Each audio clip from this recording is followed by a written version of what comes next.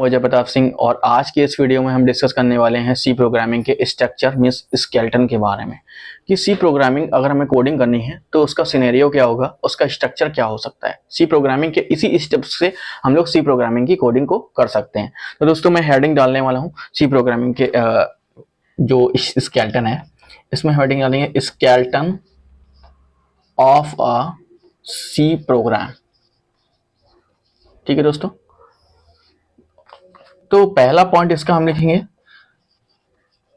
Documentation section. इसको बोलते हैं कमेंट लाइन।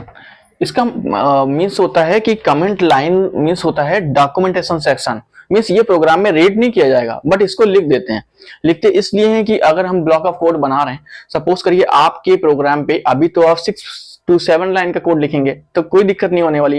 अक्सर बच्चे पूछते हैं कि सर ये डॉक्यूमेंटेशन सेक्शन मीन्स कमेंट का यूज अगर हम ना करें तो कोई दिक्कत है? तो बेटा उस समय तो कोई दिक्कत नहीं है, लेकिन आप जब एप्लीकेशन कोई बड़ी एप्लीकेशन कोई बड़ा सॉफ्टवेयर डिजाइन करोगे ना, वहां एक चीज आपको समझ में आने लगेगी। क्योंकि जब आप कोई सॉफ्टवेयर डेवलप करोगे तो वहां पे आपको ब्लॉक्स में कोड लिखने होंगे, तो आपको ऊपर इनिशियलाइज करना पड़ेगा, दिखाना पड़ेगा कि अपने पहचानने के लिए कि ये भाई हेडर का कोड है, ये फुटर का कोड है, ये होम पेज है, ये स्लाइडर है। तो इससे एक आइडिया लग जाएगा इतना पार्ट कोड का स्लाइडर का है, इतना पार्ट होम पेज का है। तो आपको समझ में आ रहा होगा। तो चलिए दोस्तों मैं इसका सेकंड पॉइंट भी यहां लिख देता हूं, लिंक सेक्शन है ना। इसको बोलते हैं basically header files. C program में 2 हेडर्स फाइल्स का मैं यहाँ पे यूज करके दिखाऊंगा, लेकिन ऐसा नहीं है कि केवल 2 ही हेडर फाइलें होती हैं, और भी होती हैं। और हेडर फाइल्स के अंदर ही प्रोग्राम की पूरी definition means comma, semicolon, curly bracket, सारा कुछ की डेफिनेशन वहां पे रखी होती है। जो नीड होती है एज पर रिक्वायरमेंट वहां से वो फैच कर लेता है डेटा को। इसका थर्ड पॉइंट आता है डेफिनेशन सेक्शन। डेफिनेशन सेक्शन में क्या होता है कि जैसे यूजर ने किसी डेटा टाइप को खुद से डिफाइन कर लिया, इट मींस कह सकते हैं आप कि यूजर डिफाइंड डेटा टाइप, तो उसकी डेफिनेशन कौन देगा? यूजर देगा। इसी चीज को बोल दिया डेफिनेशन सेक्शन। इसके बाद फोर्थ पॉइंट होता है आपका global declaration section. Global declaration section में क्या होता है, जैसे कोई वेरिएबल है तो फंक्शन के बाहर मींस मेन के बाहर डिक्लेयर किया जाएगा, तो उसी चीज को बोलते हैं हम लोग ग्लोबली डिक्लेयर है। मींस उस प्रोग्राम में उस ग्लोबल वेरिएबल की एक्सेसिबिलिटी पूरे प्रोग्राम में कहीं भी हो सकती है। मींस उस पूरे प्रोग्राम में हम उस वेरिएबल को कहीं भी यूज कर पाएंगे। Global means out of function means block of code के बाहर जो वेरिएबल डिक्लेयर किया गया है। और यहाँ पे क्या है कि जो मेन होगा, अगर मेन को भी कॉल करना है ना तो फंक्शन के सॉरी अगर आपको किसी फंक्शन को भी कॉल करना है ना तो मेन के अंदर ही कॉल होगा। वो फंक्शन अगर मैं यूज भी वो वेरिएबल अगर हमें यूज भी करना है ना तो उस फंक्शन के अंदर ही उससे यूज कर पाएंगे। इसके बाद जो नेक्स्ट पॉइंट है उसको लिखेंगे मेन मेथड सेक्शन।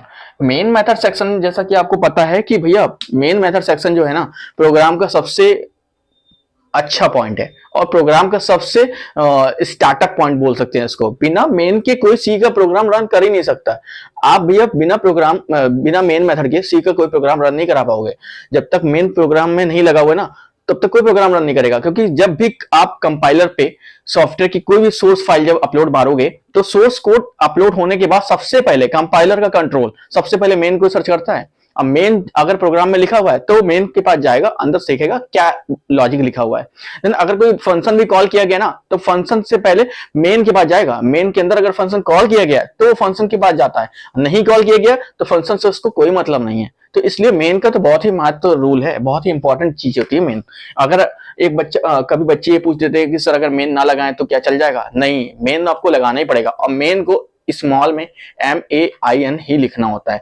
आप मेन को कैपिटल में नहीं लिख सकते, जैसा लिखा हुआ है वैसे लिखा जाएगा। इसी को बोलते हैं केस सेंसिटिव। इसके बाद है यूजर डिफाइन फंक्शन। मींस जिसकी डेफिनेशन यूजर ने दी हो उसे बोलते हैं यूजर डिफाइन फंक्शन। तो दोस्तों आज का ये टॉपिक जो है स्केलेटन ऑफ सी प्रोग्राम हम यहीं पे फिनिश कर लेते हैं। इसके बाद एक टॉपिक आपका और मैं यहाँ बताने वाला हूँ कि प्रोग्राम का स्ट्रक्चर क्या होगा, मींस सिंटैक्स क्या होता है। तो दोस्तों इस टॉपिक को मैं यहीं पे रफ कर दे रहा हूँ।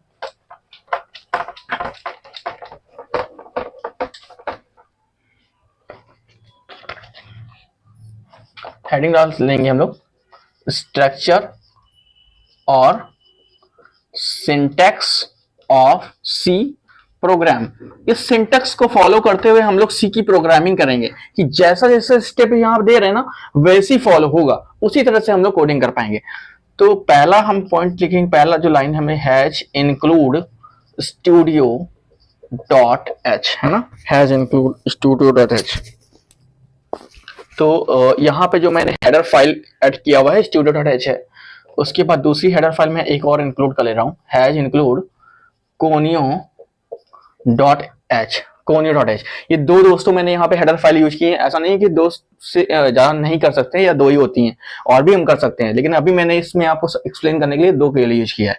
इसके बाद हम यूज करेंगे यहाँ पे मेन मेथड, तो लिखेंगे वाइड मेन, कर्ली ब्रैकेट लगाएंगे, इसका मतलब मेन की बॉडी यहां से स्टार्ट होती है, लिखेंगे बॉडी ऑफ मेन मेथड। ठीक है, तो body of main method means इसके अंदर ही सारा लॉजिक आएगा, सी प्रोग्राम का जितना भी लॉजिक लिखोगे आप इसी कर्ली ब्रैकेट के अंदर ही होगा, मींस इसी को बोलते हैं बॉडी ऑफ मेन। हम यहाँ पे एक चीज और लिख देंगे, यहाँ पे स्टेटमेंट्स भी दे सकते हैं, मींस लूप हो गया, इफ कंट्रोल स्टेटमेंट हो गया, इससे बोला स्टेटमेंट्स। ठीक है, तो अब मैं इसको लिख देता हूं यहाँ पे बॉडी ऑफ मेन, और इस चीज को दोस्तों हम लोग लिखेंगे यहाँ पे मेन मेथड। ठीक है दोस्तों, आपको पूरा प्रोसेस स्ट्रक्चर मैंने ड्रॉ करके यहाँ दिखा दिया है, साथ ही साथ में आपको ये भी एक्सप्लेन कर दिया है कि मेन का क्या रूल होता है, बिना मेन के आपका सी का प्रोग्राम रन नहीं करेगा। दोस्तों आज की इस वीडियो को मैं यहीं पे ओवर कर देता हूँ, खत्म करता हूँ, और अगर आपको मेरी ये वीडियो पसंद आई हो तो उसको लाइक कर दीजिएगा, साथ ही साथ में सब्सक्राइब भी कर दीजिएगा। और दोस्तों मिलते हैं अपने नेक्स्ट वीडियो में और कुछ और डिफरेंट टॉपिक्स के साथ में। Thank you.